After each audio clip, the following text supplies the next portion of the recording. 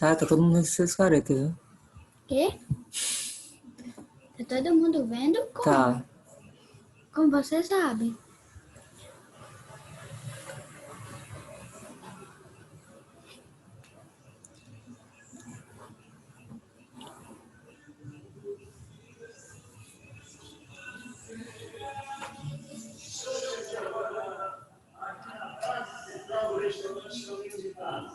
Onde está sendo fabricado o maior e melhor sanduíche do Brasil? O único sanduíche que contém 12 ingredientes custa R$5. Paz, Eric. Paz, Eric! A paz, Eric! Paz, Eric! A paz, Eric! Cadê o? Já escutaram. Calma. Não é pra ficar atrapalhando não, viu? Ah, certo.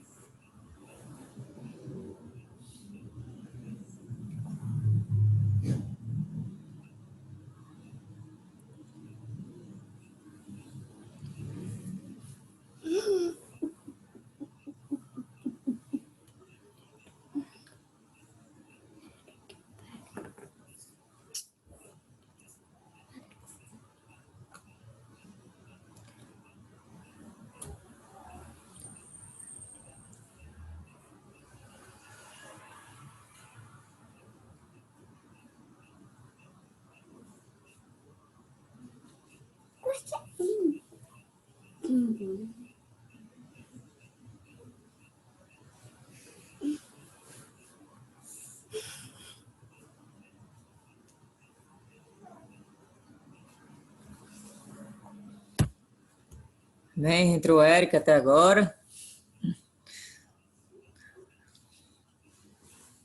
Tu quer alguma coisa para poder falar? Traga um copo d'água. Não, para colocar aqui, Não olha. precisa não. Nesse olho. Não. Não sei quem usou esse copo. Pega uma xícara pra mim, né? A do biscoito. Cuscuz, é, vai? É, cuscuz. Cuscuz com quem? Mas depois eu oculto.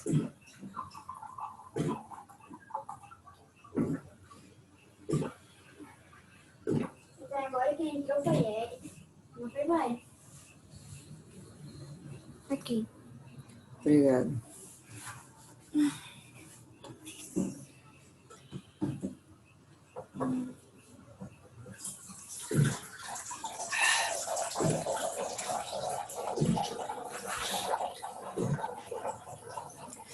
Tá ouvindo, Eric? Tô sim. Pronto. Até agora só entrou você. Vai se entrar mais gente. Uhum. Tava tentando ligar meu microfone porque tava desativado. Mas tudo bem, consegui. Isso é bom. Glória a Deus.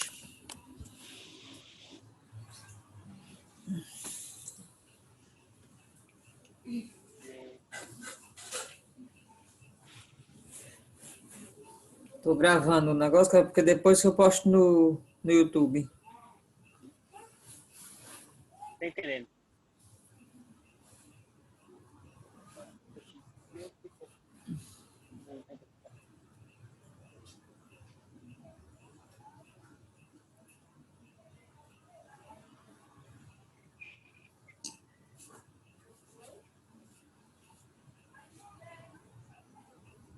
Cai daí, tu tio Eric. Qual por cento ele foi dar pra Daiane? Eu fui de tarde na igreja, passei uma horinha lá orando. A Daiane entrou.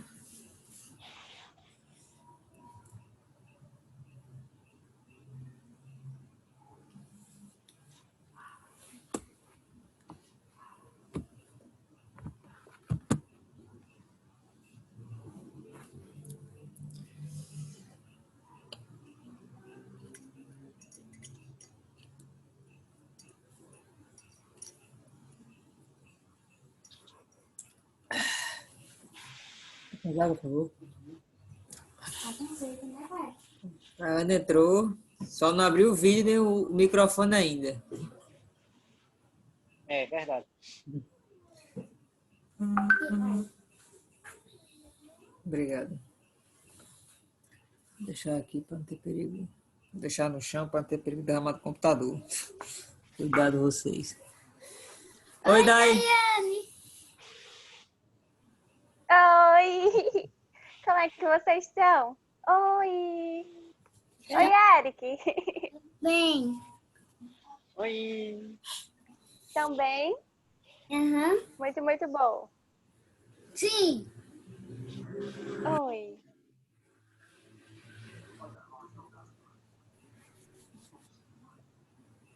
Só um momentinho. Tá certo. Internet vai.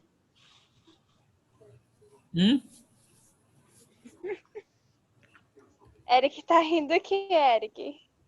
Tá vendo que sua internet caiu. É, ela tá um pouquinho lenta. Não.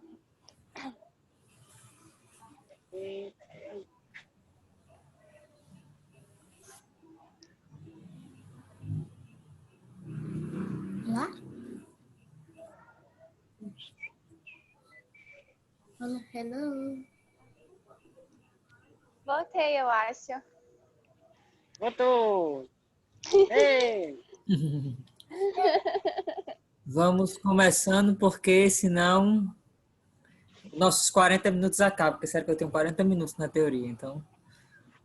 O Windows 1 é isso. Às vezes ele dá mais. Então, vamos orar? Sim, eu tenho que dizer que eu consegui. Eu consegui mexer. Não foi muito difícil, mas deu certo. É a primeira vez que eu estou mexendo via notebook. Eu já tinha mexido no celular, mas por notebook não tinha mexido ainda não. Eu baixei aqui o aplicativo e deu tudo certo, graças a Deus. Vamos orar então. Alguém quer orar voluntariamente? Eric, Daiane? Eu quero orar. Amém. Posso? Pode. Você não faz nem questão. Amém. Senhor Deus, muito. Oi? Pode não? Senhor Deus, muito obrigada por este dia. Muito obrigada, Pai, pela tua presença em todos os nossos momentos. Deus, eu quero te agradecer por estarmos juntos aqui. Que o Senhor possa conduzir para essa reunião, que o Senhor possa conduzir, Deus, e ter livre acesso para transformar os nossos corações e a nossa mente, Deus. Nos ajude, Pai, a ser cada vez mais parecidos contigo e que nós possamos, Deus, cada vez mais te buscar e querer te conhecer e aprender mais de ti, Pai. Que o Senhor possa ser com Arthur, Deus, que ele não fale aquilo que ele quer falar, mas aquilo que o Senhor quer falar aos nossos corações. Ó Pai, em nome de Jesus, derrame unção sobre ele, nele, Pai, para que ele possa ser instrumento teu neste momento, Deus. Que o Senhor possa cuidar de tudo, Pai, que tudo aqui seja para a honra e glória do teu nome. É assim que eu te oro, já te agradecendo. Em nome de Jesus, amém. Amém. Amém. Amém. Sem mais demoras, né? Eu vou direto para o estúdio. Queria convidar. Eu estou gravando, tá? Depois eu vou postar isso. Eu creio que você vai gravar, não sei como é que vai gravar. Sei que tem a opção de gravar, enfim. Queria convidar vocês a abrirem a primeira carta de Paulo aos Coríntios, capítulo 3.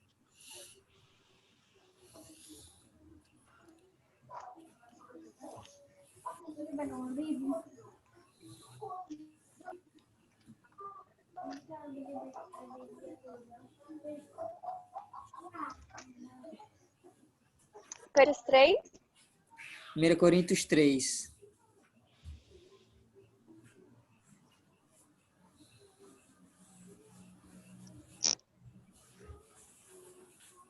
Não cai não. Eu já encontrei. Capítulo 3, do verso 1 ao verso 9. 1 ao 9. Batalha. Eu acho que só fiz gostar, eu não deixa eu ver, tá novo.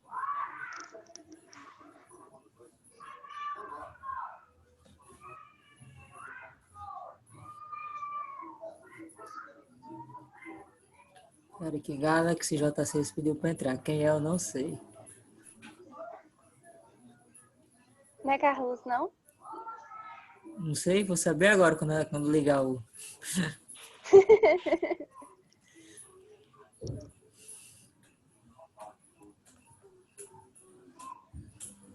Olá, Galaxy J6. Eu não sei quem você é, só sei que você usa um Galaxy J6. Alguma notícia aí? Hoje, até agora ainda Tá não. numa reunião do DEM. Ah, Ele tá numa reunião do DEM. eu passei por Cordão hoje. Fui na igreja, passei uma horinha na igreja orando. Foi muito bom. Vi as infiltrações, quase tudo. E descobri que meu mod de chave, de 10 chaves, só serve para 2 portas. Confirmei isso. O cadeado da frente e o cadeado de trás. Pronto, acabou. Não mais para nada. Não sei porque tem 10 chaves naquele colecionador chaveiro e de só chaves. 2 servem ali. Detalhe, que das 2 que servem, uma foi da ano que me deu depois que eu recebi as chaves. Ou seja, eu recebi um Só chaveiro com veio 10 uma chaves, pra só preste você, o uma. resto Só é pra... prestava uma. Eu vou preciso fazer cópia das outras. Uhum. Enfim. Amém. 1 Coríntios capítulo 3, a partir do verso 1 até o verso 9. Gostaria que cada um lesse um versículo, tá? Como tem mais gente aqui, eu não sei quem é HJ6, mas de qualquer jeito tá sem a câmera e sem o microfone aqui que eu tô vendo. Então, Eric, eu leio 1, Eric leu 2, Dani leu 3. Aí eu leio 4 e por aí vai, até o verso 9. Abrir a Bíblia com a revista Chico Bento na frente não dá certo não, meu filho. Vamos lá, Oxe, amém? É porque Calel estava lendo a Bíblia e botou a revista Chico Bento na frente das páginas da Bíblia. Ele disse, lê a Bíblia com a revista Chico Bento na frente. Eu vou ler o 2, é? Pode ser, você pode ler o 2 e Eric o 3. Pode ser, Eric? E por aí vai. pode ser. Tudo Pronto. bem. Vou começar com o primeiro. Irmãos, não lhes pude falar como a espirituais, mas como a carnais, como a crianças em Cristo. Leite vos dei a beber, não vos dei alimento sólido, porque ainda não podieis forrá-lo, nem agora podeis, porque ainda sois carnais. Eric 3. Porquanto, havendo entre vós ciúmes e contendas, não é assim que sois carnais e andas segundo o homem. Pois, quando alguém diz, eu sou de Paulo, e outro, eu sou de Apolo, não está sendo mundano? Não estão sendo mundanos? Quem é Apolo e quem é Paulo? Servos por meio de que crestes, que conforme o Senhor concedeu a cada um. Eu plantei, Apolo regou, mas o crescimento veio de Deus. O que planta e o que rega tem um só propósito, e cada um será recompensado de acordo com o seu próprio trabalho. Ora, o que planta e o que rega são um, e cada um receberá o seu galardão, segundo o seu próprio trabalho. Amém. Amém? Peraí que Eric, meu você pode orar? Faltou 9. Faltou 9? Pois nós somos cooperadores de Deus. Vocês são lavoura de Deus e edifício de Deus. Amém. Isso. Eric, você pode orar? Já que eu não deixei você ler o verso 9. Grandioso Deus e eterno Pai. Graças a te dou, Senhor, pela palavra que só tem eternidade. Venho te pedindo, Senhor, para que a pregação que fizesse, através dela ou de outra, que só venha fazer aquilo que tu queres que nós entendamos e que nossa vida venha a ser abençoada cada dia mais através da tua palavra. É assim que eu te oro e te peço, em nome de Jesus. Amém. Amém. Amém. Eu descobri quem era, uma amiga minha, mas estava conseguindo botar o áudio não para entrar, mas enfim. Amém. Paulo escreveu, e quando Paulo chega no capítulo 3 dessa carta, ele volta com um assunto muito recorrente, ele volta muito esse assunto na carta, que é praticamente a defesa dele, né? Porque dá a entender que os coríntios eles tomaram como partidarismo o filósofo, o teólogo, enfim, o que quer que fosse que seguisse. Então, eles decidiram tomar partido e Paulo, você vê que Paulo repreende isso diversas vezes, né? No decorrer da carta, os primeiros capítulos é Paulo repreendendo isso com diferentes argumentos. No começo do capítulo 3, Paulo, ele critica, né, esse comportamento dos coríntios de maneira muito incisiva, dizendo que esse comportamento prova que, na verdade, eles são como bebês, são como crianças, eles não chegaram à maturidade da fé. Por quê? Porque eles agem como pessoas mundanas, né? Eles agem como pessoas que não são verdadeiramente cristãs, mas pessoas que buscam seus próprios interesses e buscam agradar a si mesmo. E para a gente entender um pouco sobre o porquê de Paulo, porque os coríntios eram assim, eles tinham muito do pensamento sofista. O pensamento sofista era o seguinte: quem argumentar melhor está com a verdade, tá com a verdade. Por mais que você dissesse a verdade, se seu argumento não fosse bom o suficiente, não servia de nada. O que importava era que você tivesse um argumento bom. Ou seja, para eles, o que eles criticavam era como se fosse que Paulo não pregava bem. Mas Paulo, ele pregava o verdadeiro evangelho, a gente vê isso no decorrer das suas cartas, e ele defende isso com os irmãos do Corinto. E Paulo diz que essa atitude deles de tomarem baseado quem é o melhor, quem é maior no reino de Deus, baseado em como discurso, como prega, é a atitude de crianças na fé, é a atitude de pessoas que não estão prontos para receber o evangelho de maneira mais densa, mas têm que receber o leite por quê? Porque eles ainda agem como pessoas mundanas, ou como ele divide aqui, tem uma divisão aqui que ele divide mais ou menos em 3, que são os carnais, os naturais e o espiritual. Caiu tudo aqui agora, enfim. Volta. Minha Bíblia está aqui no Kindle. E Paulo, ele divide os coríntios nessas 3 categorias. Ele divide os coríntios nesses 3 tipos. Olha só, vocês não são cristãos. No fundo, ele fala isso. Vocês não têm atitudes de pessoas cristãs. Vocês são, no caso, o homem natural, né? Que aqui no capítulo 2, verso 14, diz assim: que não tem o Espírito. Quem não tem o Espírito não aceita as coisas que vêm do Espírito de Deus, pois lhes são loucura e não são capazes de entendê-las, porque eles são discernidas no Espírito. O homem natural, o homem que na teoria antes de Cristo, né, antes de conhecer a Cristo. Ele fala do homem espiritual no capítulo 2, verso 15, que a gente viu. Mas quem é espiritual discerne todas as coisas e ele mesmo por ninguém é discernido. Ou seja, o Espírito Santo revela. E no capítulo 3, verso 1, ele fala sobre essa terceira categoria, que diz assim: irmãos, não lhe pude falar como a espirituais, mas como carnais, como a crianças em Cristo. Ou seja, Paulo trata como se fosse uma terceira categoria, que eram pessoas que na teoria conheceram a Cristo, ouviram o evangelho, que de alguma maneira se entregaram, mas não agem como cristãos, não agem como verdadeiras pessoas convertidas. Elas agem de maneiras que elas seguem um outro pensamento que não é Cristo. E no decorrer do texto é entender que a igreja de Corinto ela se considerava espiritual, eles se consideravam, na verdade, super espirituais, né? Eles se consideravam até mais espirituais do que outros. Existiam categorias na igreja que diminuía, ele dizia que os outros irmãos eles não eram espirituais porque não exerciam os dons que alguns irmãos exerciam.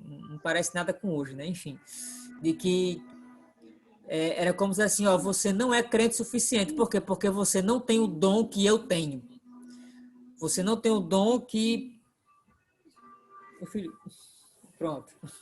Você não tem o dom que eu tenho. Você não... É porque cada um tava no meu pé do ouvido aqui. Vocês não pertencem a Cristo porque ou vocês não pertencem à nossa classe de espiritualidade porque vocês não conseguem fazer ou praticar o dom que eu tenho. Infelizmente, isso ainda é muito comum em muitas igrejas, né? Eu gosto de Corinto é que ela é problemas de igreja de maneira atual. Ela consegue... Eu me lembro quando eu era adolescente, minha prima, que era da igreja evangélica, que eu prefiro não dizer, E também porque eu nem vou entregar com quantos anos era a adolescência, a quantos anos era. Porque, enfim. Mas eu me lembro que ela disse que teve um dia que teve curso de falar em línguas na igreja. Você ia para o culto e tinha um curso para você aprender a falar em línguas no culto. E tinha uma amiga minha, que ela é mais velha do que eu, então eu brinco até que ela tem uma alma velha, mas enfim. Ela fez parte de uma igreja evangélica, que ela disse que se você falasse língua no culto, você era convidado no decorrer da semana para ir até o gabinete do pastor, para orar em línguas por ele, porque você recebeu uma classe nova, uma categoria nova de cristão. Você era um cristão especial, e agora você podia orar pela vida do pastor. Nossa. E Eita. isso, eu me lembro que ela brincou com isso, que quem entrou antes dela orou em línguas, tomou de profecia. Quando ela entrou, ela começou a orar normal. E o pastor, fulana, vou preservar o nome, em línguas, fulana. Tá bom. Ela continuou orando normal. Ela, não, sai daqui, não dá certo orar não, que você está conseguindo orar em línguas por mim, não. E ela até brincou, disse, pastor, é porque o que entrou antes de mim deve ter entregado todas as profecias que eu quero para você. Não me sobrou nenhuma para entregar para o senhor, né? Aí fica difícil. Mas ela fala isso, ela fala brincando, mas infelizmente existe muito isso, uma categorização, uma divisão baseada em quem é cristão e quem não é cristão, pelo dom que a pessoa tem. Pelos dons, fulano é super cristão porque ele tem esse dom, ou não tem esse dom, enfim. É muito comum nós vermos, por exemplo, quem canta é colocado na categoria diferente da igreja, quem prega é colocado na categoria diferente. E existe o menosprezo, às vezes, de pessoas que têm os dons diferentes, que não são aqueles que estão à frente. E a igreja de Corinto, ela tinha muito disso, elas consideravam que a pessoa era mais espiritual, pelo falar em línguas, né? E pelo o exercer de alguns dons, e principalmente pela maneira como falava. E não era nem a pessoa que falava cheia do Espírito, era a pessoa que falava como os sofistas, como os filósofos da época. Esses seriam melhores do que outros.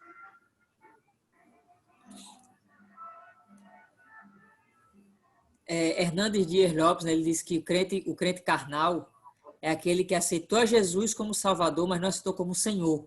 Não colocou Deus como verdadeiramente Senhor da sua vida. Ele apenas gostou da ideia que Jesus era um Salvador, mas não admite que Ele é o Senhor de sua vida. Romanos capítulo 7, versos 5 e 6 diz assim: pois quando éramos controlados pela carne, as paixões pecaminosas despertadas pela lei atuavam em nosso corpo, de forma que dávamos frutos para a morte, mas agora, morrendo para aquilo que antes nos prendia, fomos libertados da lei, para que sirvamos conforme o novo modo do Espírito, e não segundo a velha forma da lei escrita. Ou seja, são pessoas que se consideram cristãos, vão para a igreja, frequentam, sabem muita coisa, mas no fim das contas elas não obedecem a Deus. Elas perceberam que a salvação deve vir de Jesus, mas não obedecem por completo. Ou seja, sabe que tem que entregar a Jesus, sabe quem é Jesus, fez uma oração à frente, que quer que seja, se considera cristão, mas ela não trata Deus como seu Senhor, não trata Ele como Senhor absoluto da sua vida. Trata apenas como alguém que deve seguir. Resumindo, trata a igreja como um clube e não como deveria ser. A gente vê muito isso no decorrer, que muitas pessoas vão lá porque acharam um estilo de vida que agrade, né? Acharam um estilo de vida que lhe causa mais prazer. Você pode ir na primeira gaveta pegar um remédio para o nariz? Qualquer remédio de spray para o nariz ali para mim, por favor. Estou conseguindo respirar muito bem, não. E eu me lembro de alguém que perguntou assim: tem alguém que passou a vida inteira sendo ética. Foi ética a vida toda, sempre obedeceu aos mandamentos e... Beleza, fui muito ético. Um deles decidiu se tornar crente porque aquilo se assimilava à sua ética.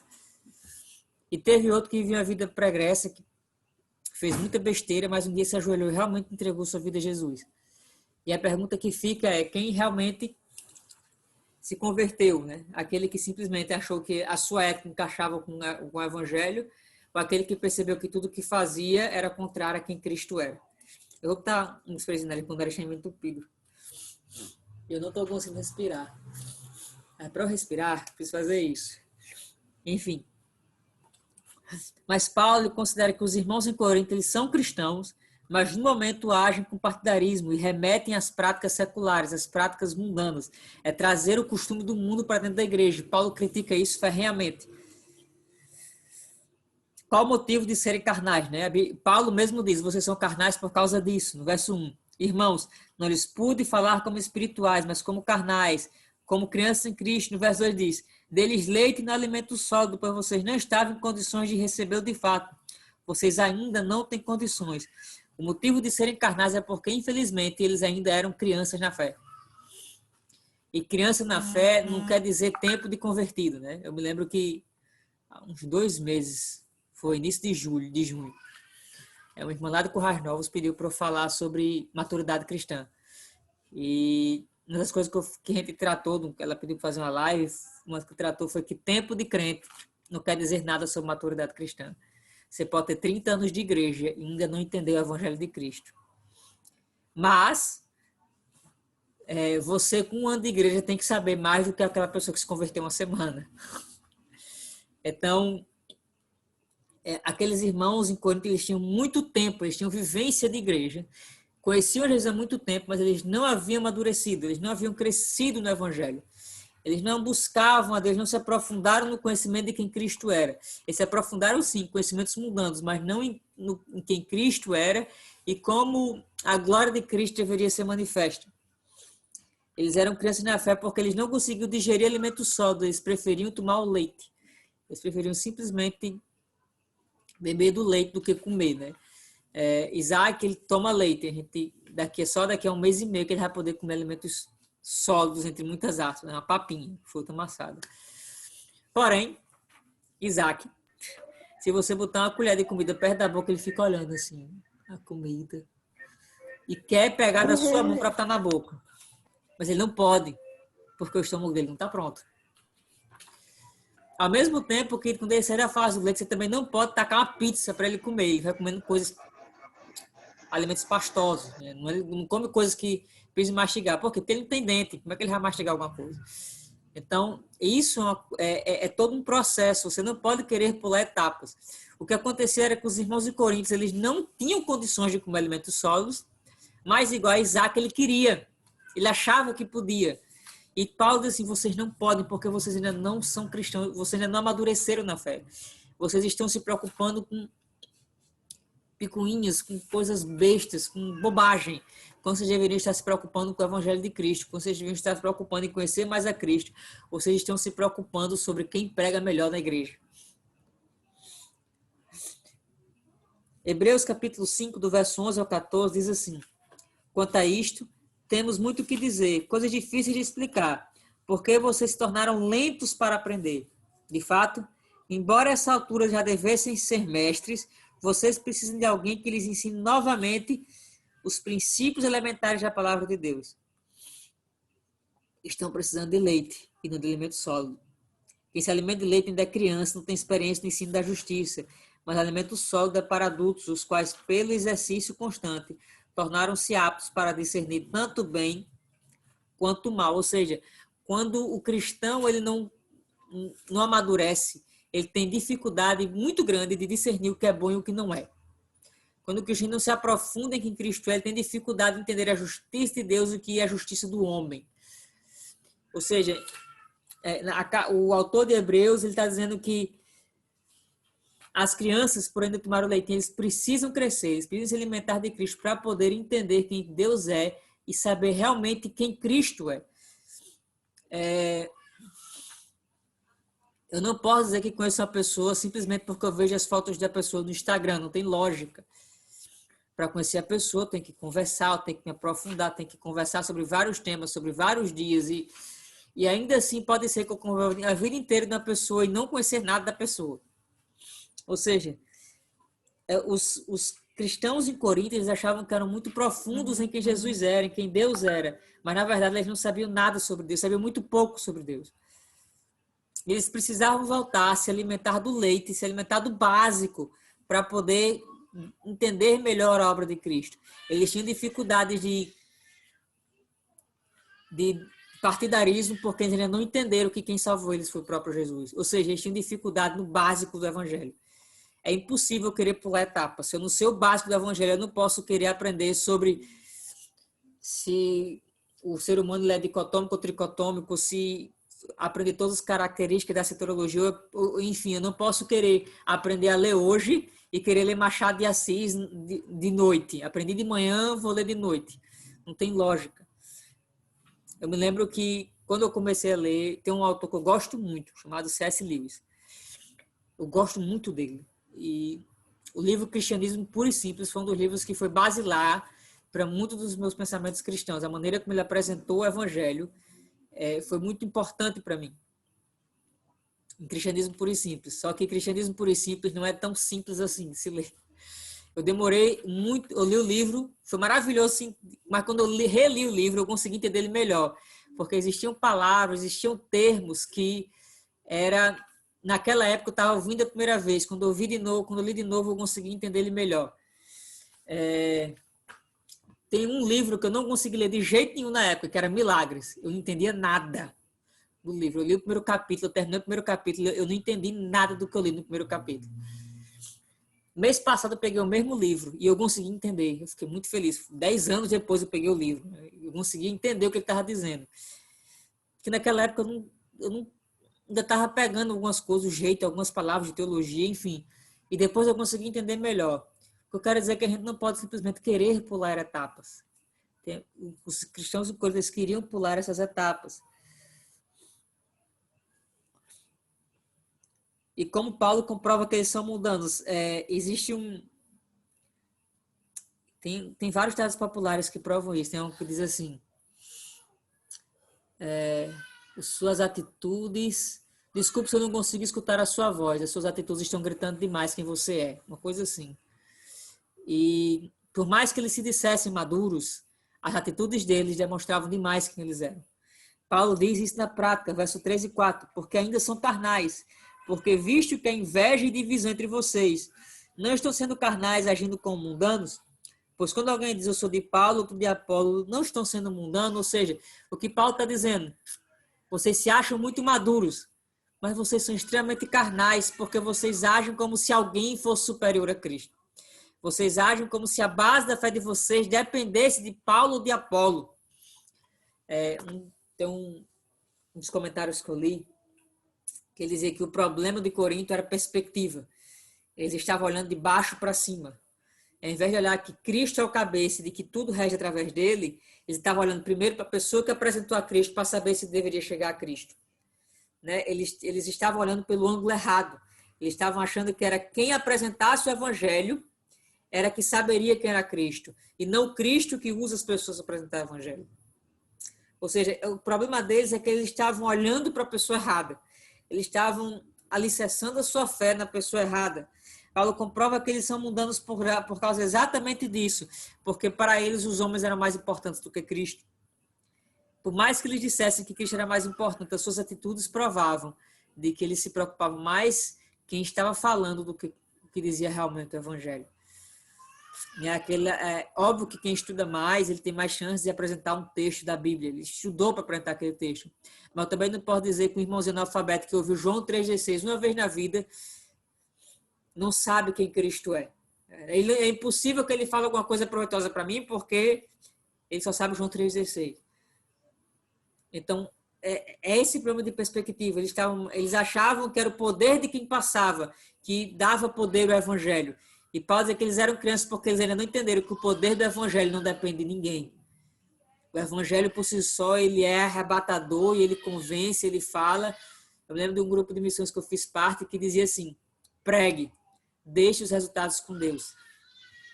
Só pregue. O resultado é com Deus, não é com você. Eles achavam que o resultado era com Paulo ou com Apolo.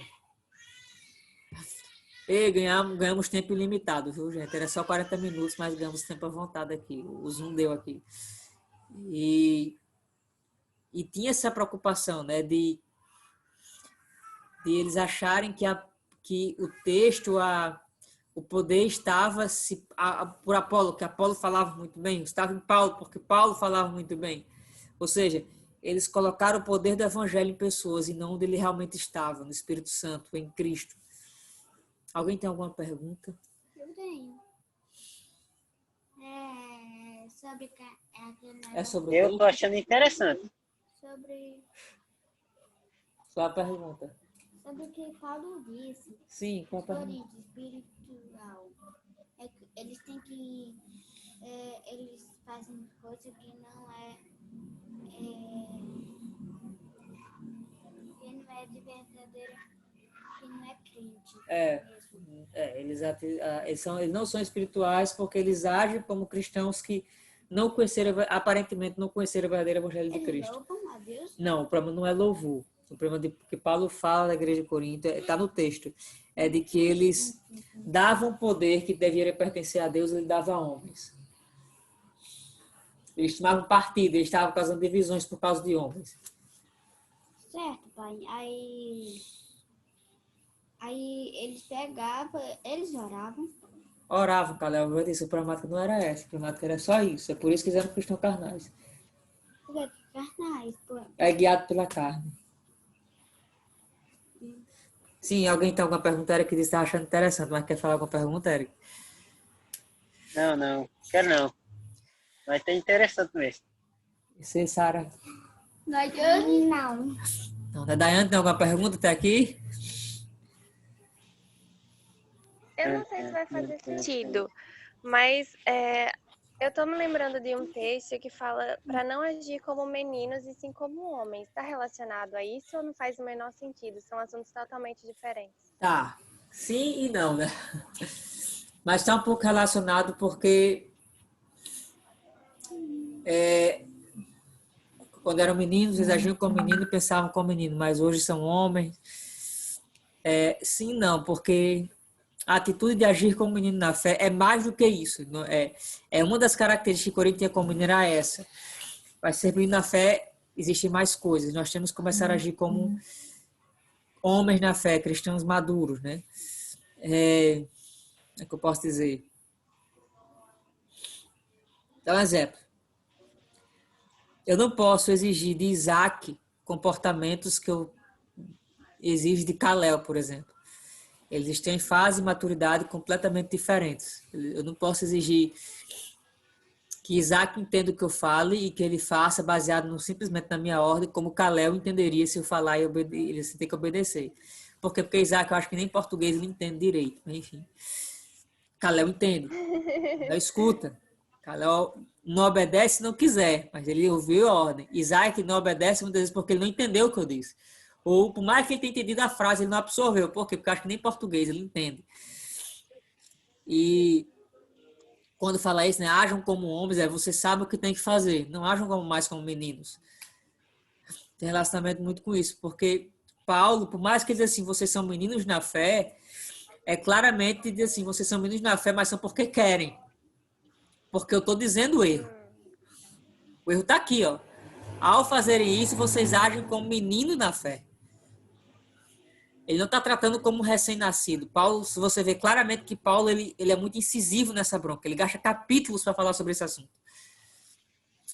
E vamos ser honestos. Minha esposa ela diz que tem mais paciência com novos convertidos do que com crente velho. Há mais tempo. Porque novo convertido é novo convertido. Está aprendendo. Não entende. Ele realmente não sabe, né? Não sabe. Mas velho na fé normalmente sabe. Faz porque decidiu não amadurecer nessa área. Não, você não amadureceu porque não quis, mas você sabe como é que funciona, você sabe como tem que agir. Então, Paulo, por mais que ele diga, vocês são meninos, ele está dizendo, vocês são meninos, mas não deveriam ser. A mesma coisa que o autor de Hebreus diz quando escreveu a carta aos Hebreus. Vocês já deveriam estar mais maduros. Já deveriam estar comendo alimentos sólidos, mas vocês não conseguem ainda. O estômago de vocês não estão pronto para gerar o sólido. Ou seja, Paulo ele faz a crítica, e se você prestar atenção, ele fala que eles são meninos, que eles têm que beber leite, mas na verdade assim, vocês têm que amadurecer. Vocês têm que ser homem. Cresça. E é justamente isso, né? Ele tá essa comparação, quando ele usa esse argumento de comparação, essas perguntas retóricas, era como se assim, vocês sabem a resposta. Assim, vocês não estão agindo como mundano, não, quando vocês fazem isso. Normalmente a gente faz essa pergunta com quem sabe a resposta. Assim, você não percebeu quando você fez isso. Ferrado, não.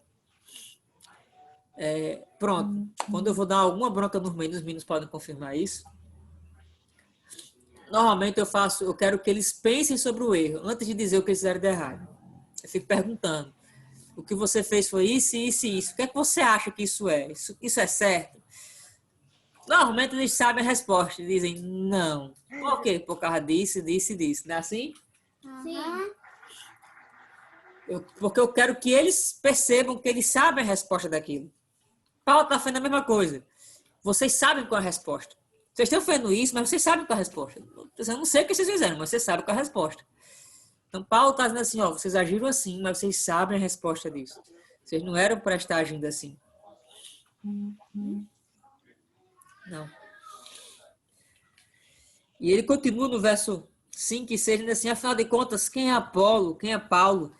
Apenas servos, escravos, por meio dos quais vocês vieram a crer, conforme o ministério que o Senhor atribuiu a cada um. Eu plantei, Apolo regou, mas Deus é quem faz crescer. E é lindo como Paulo argumenta isso com eles, colocando na perspectiva de quem sou eu, quem é Apolo, pecadores, falhos e miseráveis homens que somos. Eu amo quando Paulo diz assim, eu pior dos pecadores. Se Paulo é pior dos pecadores, imagine eu. Enfim. E Paulo, ele argumenta com o simples fato de atribuição de valor. E aí, meu filho? Olha aí. Acabar a reunião, se junta a gente aí. Ele argumenta com o fato da distribuição de valores, o qual o valor de cada um. Como assim? Normalmente, vocês já viram isso demais. E é uma tática de argumentação usada desde a época, você vê que é desde a época de Paulo. Que normalmente, quem está perdendo em um debate, qualquer que seja, quando ele não tem argumentos, ele derruba ou desmerece a pessoa que está argumentando com ele. Se quem está argumentando comigo tiver argumentos melhores do que o meu, e eu não vou saber rebater, uma das táticas de argumentação é fazer o quê? Derrubar meu oponente. Eu não desmereço o que ele fala, eu desmereço quem ele é. Porque quando eu desmereço quem é meu oponente, a fala dele se torna menor. É aquele negócio que, por mais que ele esteja certo, perdeu a moral para falar aquilo. É mais ou menos isso que Paulo está fazendo aqui. Ele está botando em perspectiva. Ele diz, olha, vocês decidiram apoiar a gente, decidiram de alguma maneira tomar partido da gente, a gente vê a humildade de Paulo aqui aberta, de que, olha, eu não sou ninguém, e Paulo poderia muito bem ter dizer, vocês deveriam, realmente, eu sou bom, que bom, todos deveriam tomar partido, mas não. Ele entra no argumento e diz, olha, eu não sou ninguém, porque vocês estão olhando, como eu falei, na perspectiva errada. Vocês estão olhando para pessoas que irão falhar com vocês, vocês estão olhando para pessoas que são simplesmente vasos de barro. Vocês têm que olhar para Cristo. Quem é Paulo? Quem é Apolo? Quem é Arthur? Quem é qualquer um? Quem somos nós? Quando assim, quem somos nós para poder ser o detentor, para poder ser aquele que tem o poder do evangelho entre vocês? Quem somos nós para convencer alguém a se entregar a Cristo? Quem somos nós? Ou seja, Paulo ele usa o desmerecimento das pessoas que ele estava apoiando, inclusive dele mesmo. O que ele está dizendo não é como da argumentação, que você desmerece a pessoa que está argumentando, mas é o ponto de colocar quem eles estão defendendo no lugar. Por que vocês adoram a esses? Por que vocês estão tomando partido desses? Quando vocês deveriam estar tomando partido, estar sendo guiados por algo que é muito maior do que esses? Por que vocês estão usando como base daquilo que vocês acreditam homens falhos? Eu, Apolo, eu, Paulo, ou Apolo, somos apenas servos por meio do qual vocês vieram a crer. É porque muitas vezes a gente tem a mania de o outro que é maior, desse tamanho, com um jato. Olha lá. Tanto faz quem for. Ele está dizendo assim, olha, não, pronto, frase célebre, não culpem o mensageiro, ele não é responsável pela mensagem.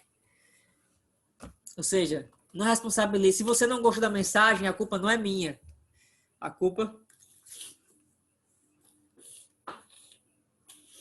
Isso é porque eu não sei onde está meu sorinho. Isso é porque vocês trazerem meu sorinho. Meu sorinho é esse, pai? Era esse mesmo.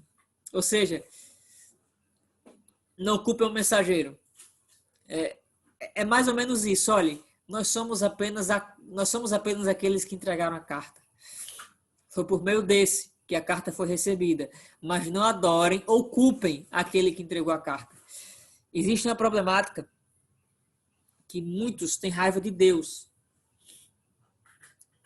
E muitas vezes a raiva ele não quer botar em Deus. Ele bota em quem? Quem entregou a mensagem de Deus.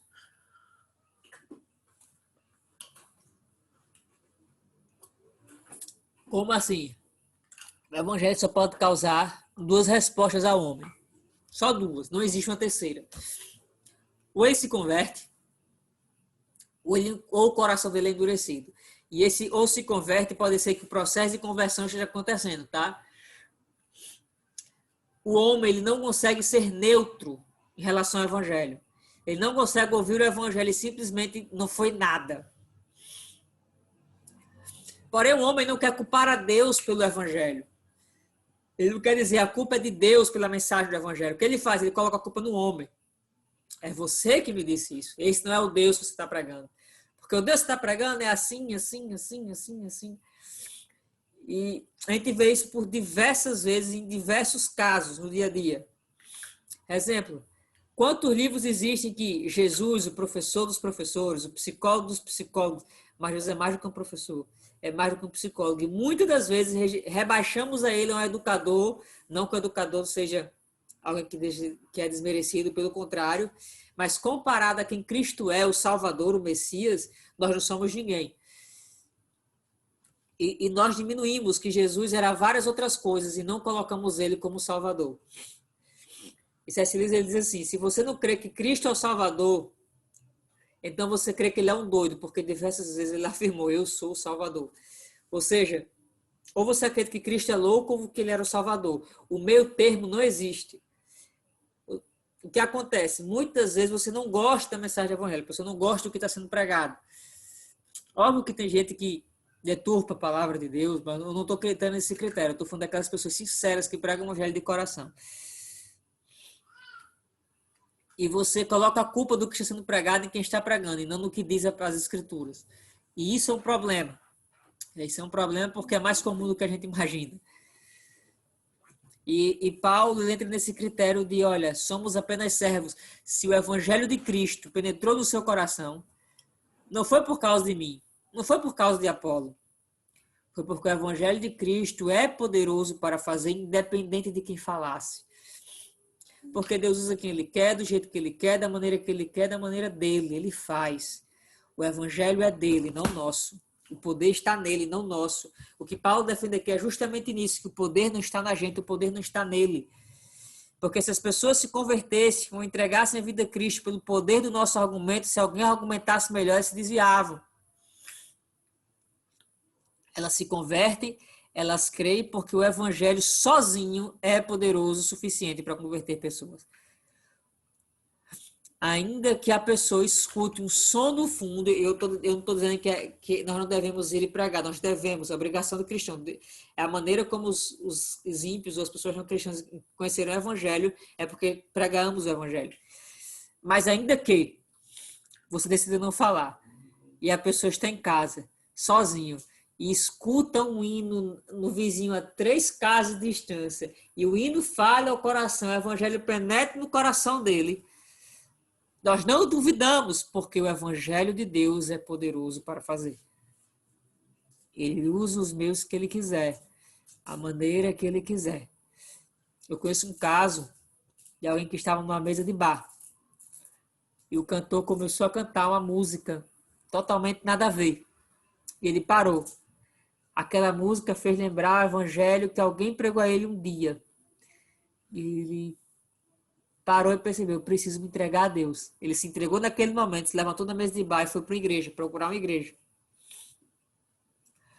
Porque o evangelho de Deus ele é poderoso para fazer. Ele tem esse poder arrebatador em nossas vidas. Ele tem o poder de fazer com que as pessoas tenham seu coração quebrantado perante esse poder. Não está em nós. E glória a Deus que não está em nós, porque falharemos miseravelmente com os amados irmãos. Mas glória a Deus que o poder e o senhorio do Evangelho está em Cristo e somente em Cristo. Ele é poderoso, ele é exaltado. O Evangelho tem poder de agir sozinho. E isso é maravilhoso, porque ainda que não quiséssemos fazer parte desse privilégio, lembrando que pregar o Evangelho é um privilégio, ainda que nós não quiséssemos, ele seria suficiente. Bastava ele. Nós, como ouvirão, ensinar quem pregue, né? Então a gente tem que pregar. Eu parei no verso 5, 6, não foi? Afinal de contas, quem é Apolo e quem é Paulo. Outra coisa que a gente tem que entender desse texto. Foi no 6. Foi. Que ele diz, né? Aí ele começa a dizer quem é Paulo, quem é Apolo. No verso assim, eu plantei, Apolo regou. Mas é Deus quem fazia crescer. Isso nos lembra, primeiramente, quem é o dono da igreja. Líderes não são donos da igreja. Deus é o dono da igreja. E muitas vezes nós atribuímos dons a pessoas e crescimento simplesmente a pessoas, quando na verdade quem faz isso é Deus, e alguns eles começaram o trabalho, mas quem colheu o fruto foi outro completamente diferente. Mas independente de quem colheu o fruto, ele não é o responsável por isso. Ele é apenas a pessoa que colheu o fruto do Deus que plantou o Espírito Santo na pessoa até a conversão. Como vocês sabem, né? Eu e Adler, a gente plantou a igreja, começou a plantação da igreja entre os quilombolas. Mas não sei se vocês sabem um detalhe muito importante. Nós não fomos o primeiro a tentar plantar a igreja lá. Foi um amigo nosso, o pastor Danilo. Ele passou, acho que foi 1 ano ou 2, indo todo fim de semana e pregando o evangelho. E ninguém se convertia. Ninguém. Nenhuma pessoa se converteu. 1 ano depois, 2 anos depois, e essa pessoa parou de ir lá nessa comunidade quilombola, fez um avanço, a gente fez um avanço missionário. Vamos fazer um avanço missionário e pregar aqui, de 1 semana. Pessoas se converteram. E algumas delas era porque se lembrava do que tinha sido pregado 2 anos antes por um cara que chegou, um pastor que chegou e pregou para eles. E acabou que eu e Jadla colheu pessoas que frequentavam a igreja. Mas quem plantou não fomos nós. Alguém chegou antes e plantou. E depois que a gente saiu, ficou outra pessoa que está colhendo alguns frutos e vai plantar mais, porque o reino de Deus ele é assim, ele não para por causa da gente. O reino de Deus, ele não, eu nunca me esqueço de uma frase, que no reino de Deus nós somos importantes, mas nós não somos insubstituíveis. Deus usa quem ele quer, da maneira que ele quiser. Mas enfim, eu acredito também que Deus ele usa, se ele quiser usar você, você vai parar no meio do sertão através da barriga de uma baleia. Então, enfim. Mas o que Paulo está falando aqui é que eles estavam tomando partido por acharem que a igreja cresceu, ou que a igreja é importante por quem fundou, porque quem foi o primeiro que plantou, ou ela é importante por aquele que veio e discipulou, ou ela é importante por que estava agora novo, que está fazendo alguma coisa. E Paulo está dizendo assim, nenhum desses três, glória a Deus que eles passaram por lá, glória a Deus que nós passamos por aqui, mas a igreja não é nossa. Nós não podemos tomar por direito que a igreja é minha. A igreja não é de Arthur, a igreja não é da Ana, não é de Ayrton, não é de Erika, a igreja pertence. A igreja não é por nenhum obreiro que passou antes. A igreja pertence a Deus e somente a Deus. E Ele é o dono da sua obra. E a beleza da igreja não está nisso, né? Não está em se Apolo foi influente na cidade de Corinto, ou se Paulo tem alguma influência no meio dos apóstolos. A igreja não é composta por causa disso. A igreja não existe, ela não está viva por causa se temos ou não, se somos ou não aliados ao governo, ou não ao governo. Se a gente vai para a Coreia, China, nós vemos uma perseguição ferrenha ao evangelho. Recentemente eu vi notícias de igrejas sendo fechadas e, enfim, cortando tudo e expulsando pessoas do país. E não era por causa da coronavírus, era simplesmente perseguição mesmo, evangelho. Sendo destruídas. E ainda que sejamos contra tudo e contra todos, Deus é o dono da igreja, não nós. Né? Não é o governo, não é o governo que está, não é o líder que está à frente de algo, mas é Deus quem faz, é Deus que toma as rédeas da igreja e decide que as portas do inferno não prevalecerão contra a igreja e decide que a igreja do Senhor permanecerá, porque é loucura uma igreja fundada por um carpinteiro de Nazaré, que juntou 12 homens, um traiu, ele botou outro no lugar, depois veio outro e está viva e atuante até hoje. É loucura se não fosse o Espírito Santo que preservasse a igreja. A igreja só existe hoje porque ela pertence a Cristo e não a homens. Amém? Amém. Alguma pergunta até agora?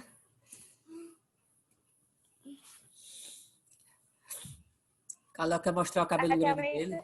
Eu Pode falar, Dan, tô escutando. fechei aqui o microfone porque eu não sei se tá dando pra ouvir que tem um som bem alto que barulho digito aí. Eu não sei se tá pegando aí. Esse aqui tá muito alto. Tá não, tô ouvindo nada do seu microfone não.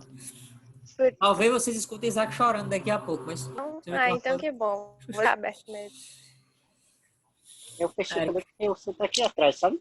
Hã? Então o som alto tá vindo daqui de trás. Então, bom, aí eu tenho que fechar também. Não tô sendo nenhum som alto, não. Vamos lá, vamos continuar. Verso 7. De modo que nem quem planta, nem quem rega são alguma coisa, mas unicamente Deus que efetua o crescimento. O que planta e o que rega tem um só propósito, e cada um será recompensado de acordo com o seu próprio trabalho.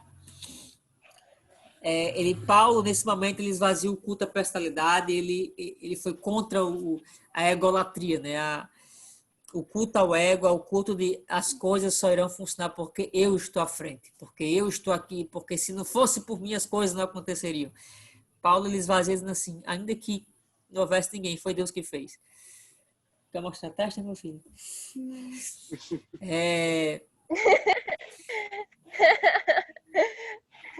Tinha um amigo meu que ele fazia parte do Ministério de Adolescentes.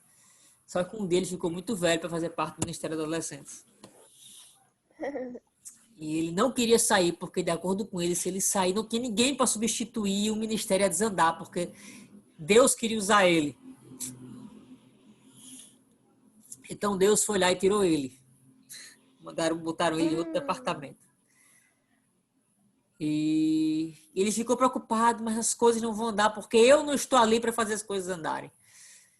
E milagrosamente, misteriosamente, as coisas andaram melhor do que com ele.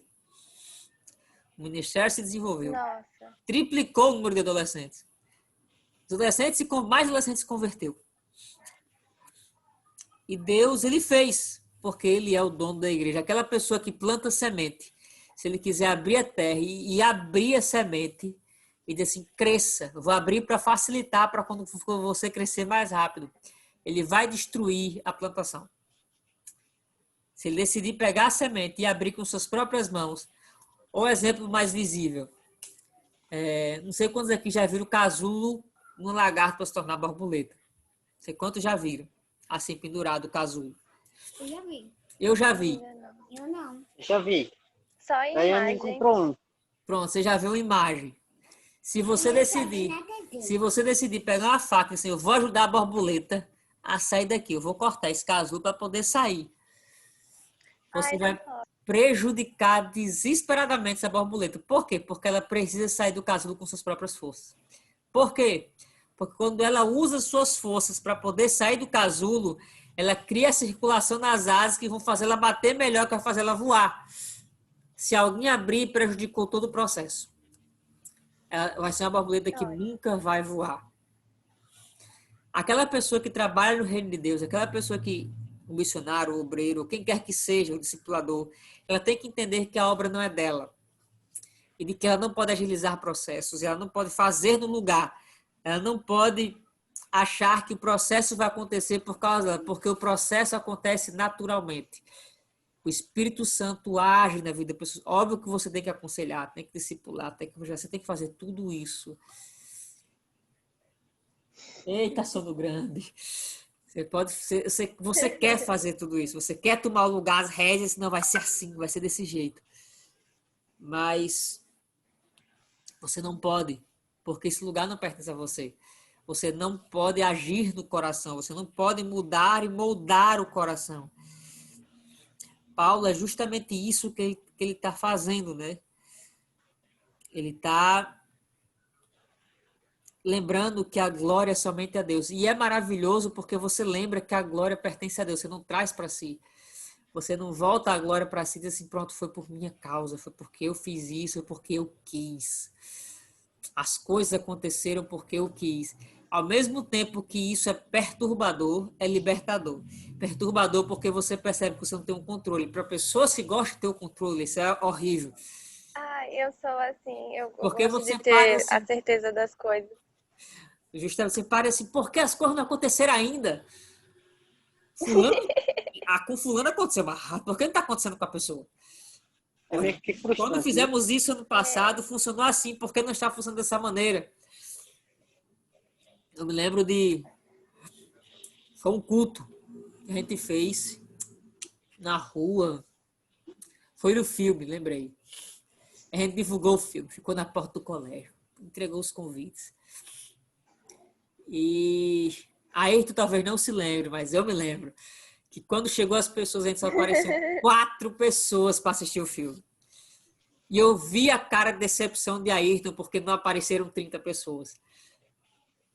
E Ayrton, tipo assim, aquela cara de em outras ocasiões, em outros tempos, teria aparecido 30 pessoas, mas só apareceram 4. E eu olhei para a cara de Ayrton, eu percebi a cara dele. Poxa, não apareceram as 30 pessoas que eu esperava. Estou dizendo 30 assim, chutando, tá, gente? E eu disse, glória a Deus, Ayrton, já tem mais do que 1. Isso é muita coisa. Aí ele parou e percebeu. No último culto que a gente fez, só tinha um convidado. Agora tem 4 pessoas participando do culto, né? Aí eu sorri, isso é verdade, glória a Deus. E às vezes a gente se frustra em relação a isso, porque a gente cria expectativas baseadas no nosso próprio esforço. Eu me esforcei para isso, porque isso não aconteceu.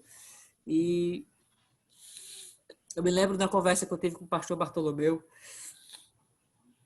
e eu falando sobre vidas e sobre almas, e de como Deus agiu, né? De como Deus fez em alguns cantos.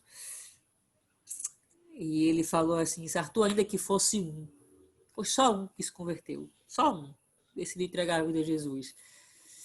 Nós pregamos tanto que uma alma vale o mundo inteiro, porque nós não colocamos isso em prática quando acontece.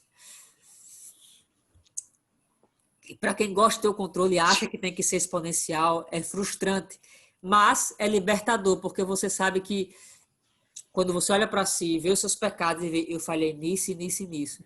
Mas Deus age do jeito que Ele quer. Isso impede a gente fazer o nosso melhor? Não, isso nós temos que dar o nosso melhor em tudo que a gente faz. Por quê? Para a glória de Deus. Tá? Você dá o seu melhor, você se esforça com tudo que você tem, você dá o seu melhor em tudo que você faz para a glória de Deus.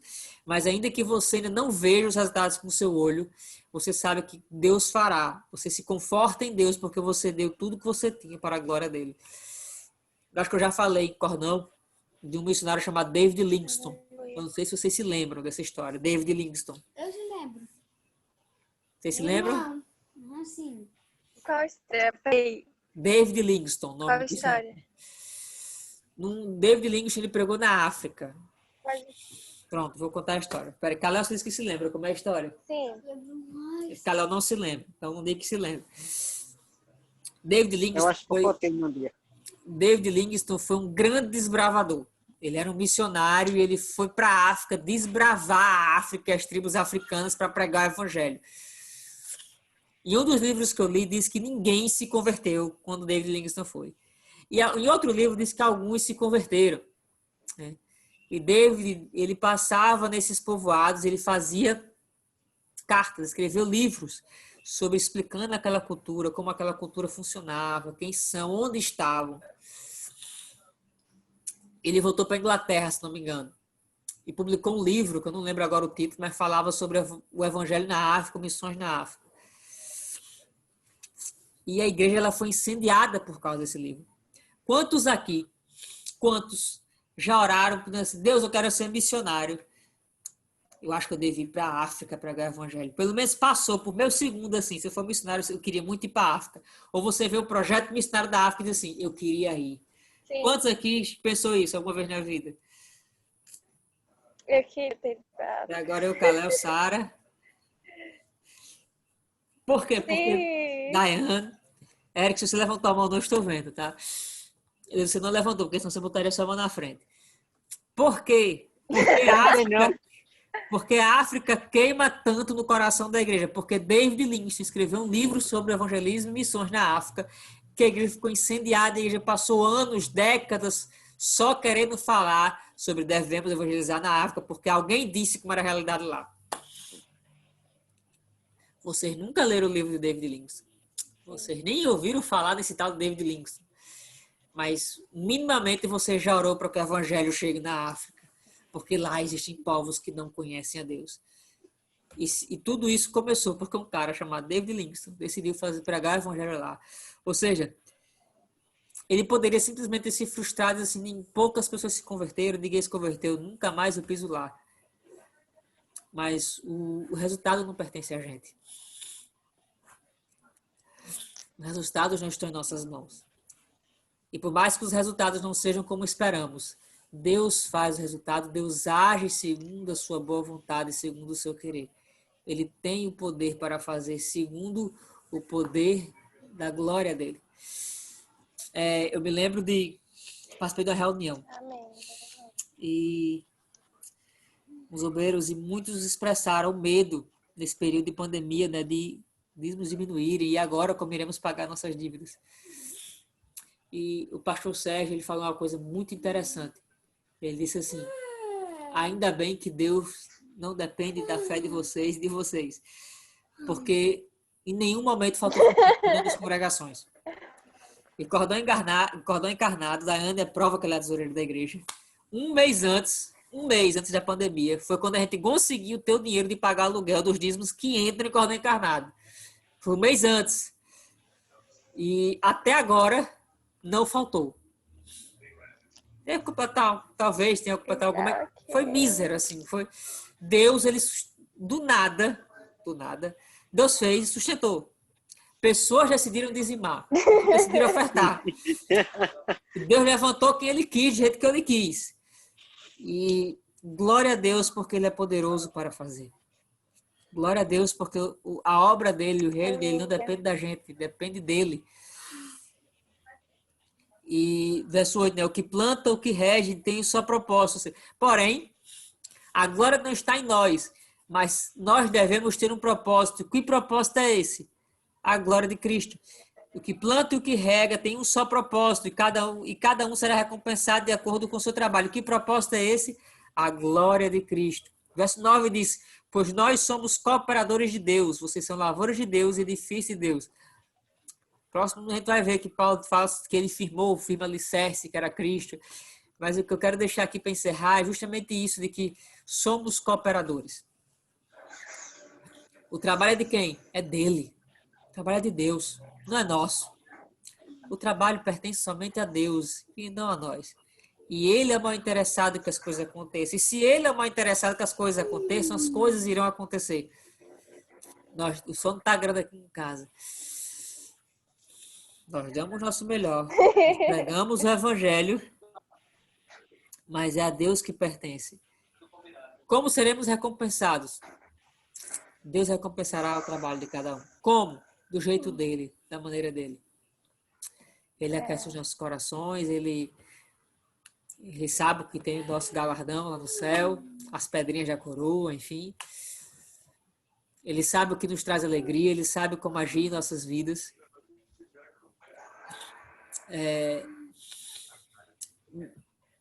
Eu falei no domingo sobre meu irmão ter pregado o evangelho para mim. Não sei quantos aqui se lembram que eu citei, que eu brinquei. Meu irmão que se parece muito comigo, mas só que não, né? Minha conversão não foi de imediata, ela demorou alguns anos, né? Ela não foi aquele momento que eu levantei a mão, as lágrimas correram, eu mudei da água para mim. Não foi assim. Demoraram anos. Quando eu percebi, eu estava amando a Cristo e eu tinha me convertido. E por isso eu não tenho um momento muito marcante, mas assim, foi nesse momento marcante de que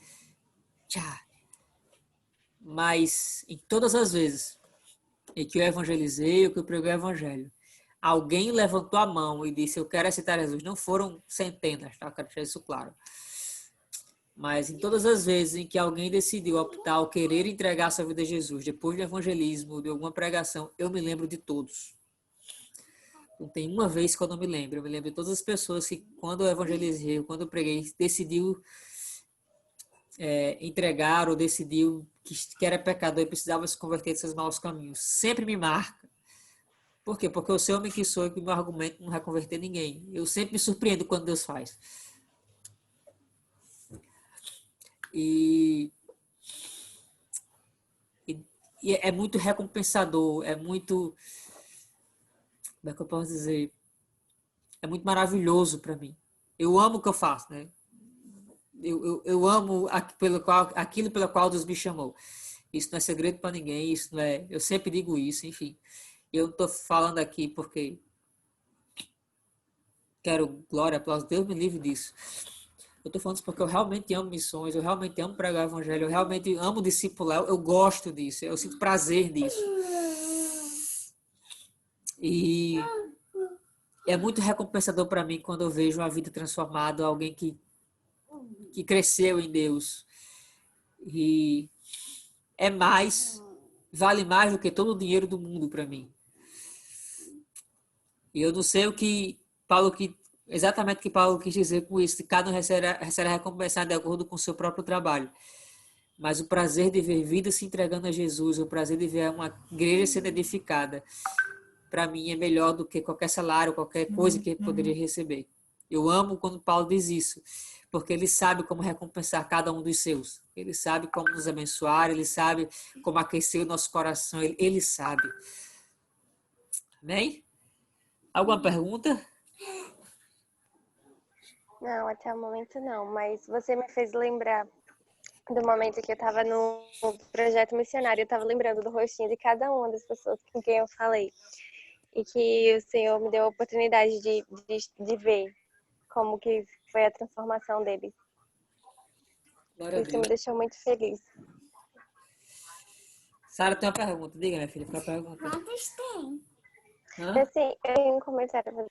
Na verdade, é uma exposição, porque logo no início, não sei se você lembra, eu cheguei até a chorar sobre isso, porque eu queria ver algo, me esforçava para que as crianças aí, sei lá, fosse de um jeito, minha expectativa era totalmente lá em cima e quando eu chegava não era como eu tinha pensado, tinha criado na minha cabeça, era como o Senhor tinha feito, como o Senhor queria. E isso era muito difícil de eu entender. E você vê assim, que Jesus até pintar na minha vida. E Deus que eu acrescento minha alma, porque eu entendo a partir disso que nada depende de mim, é só dele. Uhum. Basta eu confiar nisso. Amém. Tô aqui agilizando o processo do banho aqui, porque ela tá começando a ficar com já vai jantar. Pois é justamente isso. Para encerrar, que ler Mateus 25, 21, que diz assim. Ou melhor, eu queria ler uma citação de Hernando Dias Lopes. Diz assim: é bom sermos encorajados, é necessário sermos encorajados. Paulo recomenda a igreja a estimular e a fortalecer uns aos outros. Cometeríamos um grave pecado, porém, se dependêssemos de recompensas, reconhecimentos e aplausos humanos para fazer a obra de Deus. A recompensa vem de Deus. É por isso que a Bíblia diz que recompensa é por causa da fidelidade do trabalho. Mateus 25, 21. Muito bem, servo bom e fiel. Foste fiel no pouco, sobre muito te colocarei. É a lembrança que é isso que Paulo está querendo dizer muito no texto também, de que não espera a glória humana, não espera os aplausos humanos. Deus vê.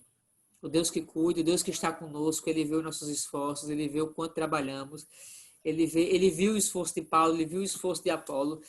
E por mais que às vezes a gente espera que as pessoas reconheçam, quando a gente olha o reconhecimento, a gente tem que lembrar sempre, não é por nós, mas é a Deus, pertence a Deus, somente a Deus.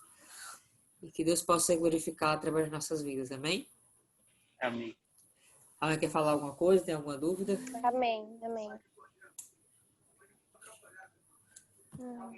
Ninguém quer falar nada? Não, só eu acho interessante esse texto, a palavra talento, porque ele fala que o Senhor ele deu conforme a habilidade de cada um, gente. E o Senhor ele sabe até onde a gente pode ir, até onde a gente não vai. E eu gosto de ouvir isso. Mas eu não sei o serval, não. Não. Amém. Vamos orar? Era só- Diga. Eu posso orar encerrando? Você pode orar, hein? Quem orar sou eu. Sara quer fazer uma oração, chega. E a paz do Senhor. A paz do Senhor, irmão. Ora. Amém. Amém. Eu vou fazer uma oração. E meu pai vai encerrar o culto. Orando também. Eu vou começar. O Pai gracioso, Pai, nos livre de todo mal, o Pai nos abençoe. O Pai nos guarda, o Pai nos proteja. Nos livre de todo mal, ó Pai. Abençoa quem está vendo o culto, ó Pai. Abençoa cada um, ó Pai. Nos guarde e nos proteja. Nos livre de todo mal. Em nome de Jesus. Amém. Amém. Amém. Deus abençoe a todos. Quero agradecer a vocês. Né? Vou botar esse vídeo no canal da igreja, né? E vou dizer para os irmãos para assistirem, enfim. Aí tem a opção no Zoom de gravar, tá? Por isso estou dizendo que colocar no canal da igreja. Os irmãos... Eu não sabia disso, na verdade. Eu não sei se Eu só vai... sei o nome aqui, aparece pra gente. Oi? Eu não sabia também não. Eu descobri que quando eu botei, tem a opção. Você quer gravar né, a reunião? Eu disse, quero. Eu botei lá.